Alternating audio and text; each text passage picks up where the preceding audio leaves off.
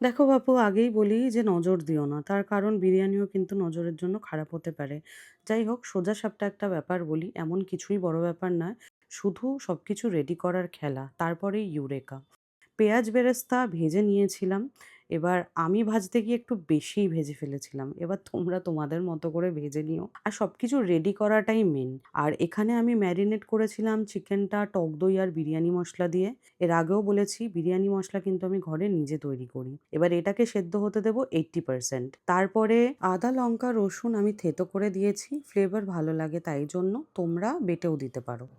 আলাদা পাত্রে গুঁড়ো মশলা, হলুদ, লঙ্কা, ধনে গুঁড়ো, গোলমরিচ গুঁড়ো, সাথে অল্প আর একটু বিরিয়ানি মশলা অ্যাড করে মিক্স করেছি। নুনটাও এতে দিয়েছিলাম। এই মিক্স মিশ্রণটাই দিয়ে দেবো চিকেনে। অন্যদিকে ভিজিয়ে রাখো চাল। গরম জল ফুটতে শুরু হবে, এমন সময় দিয়ে দেব চালের জলে নুন, দারচিনি, এলাচ, সাদা তেল দিয়েছি। চিকেন 80% সেদ্ধ তুলে নেব। এই অবধি চিকেনে কিন্তু নুন দিইনি আমি।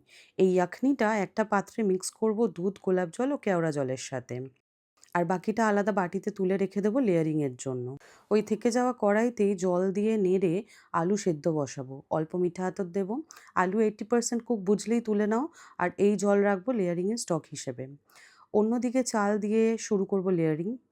পাত্রে ঘি মাখিয়ে তেজপাতা দেবো, যেন পোড়ার ভয়টা না লাগে। আমি চিকেনের দুটো লেয়ারিং করছি, এখানে তোমরা পরিমাণ বুঝে করো। দেখো, এখানে 1 কেজি চিকেনে 700 গ্রাম চাল দিয়ে বানাচ্ছি আমি। ইয়াখনি, দুধের মিশ্রণ, বেরেস্তা সব সেম থাকবে সব লেয়ারে। শুধু লাস্টে অ্যাড অন হবে কেশর দুধ।